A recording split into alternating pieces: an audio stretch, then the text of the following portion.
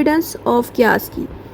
Evidence کا مطلب یہ ہے قیاس کرتے وقت ہم نے قرآن، سنہ اور اجماع کو ایز اے ایویڈنس یوز کرنا ہوگا،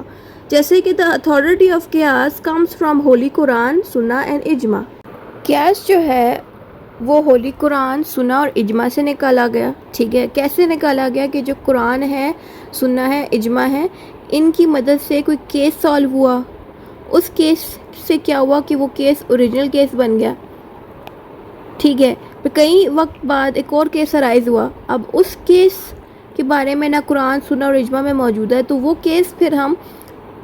پاسٹ کے ہوئے اوریجنل کیس کے ساتھ کمپیئر کریں گے تو اپنے کیس کو سالو کریں گے۔ اب وہ جو اوریجنل کیس ہے، ظاہری بات ہے وہ اجماع، سنہ یا قرآن کی مدد سے سالو کیا گیا، اسی لیے قیاس کی جو اتھارٹی ہے وہ ان 3 جگہوں سے نکالی گئی۔ پھر آتا ہے قیاس can not be made from anything outside the sources, کہ ان کے علاوہ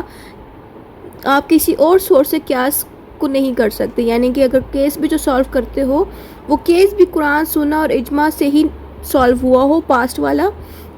جس کے ساتھ ہم نئے کیس کمپیئر کریں، تو اٹ مینس کہ ہمیں اس کے اندر رہ کے ہی قیاس کرنا چاہیے، اس کے علاوہ کوئی اور سورس نہیں یوز کرنی چاہیے۔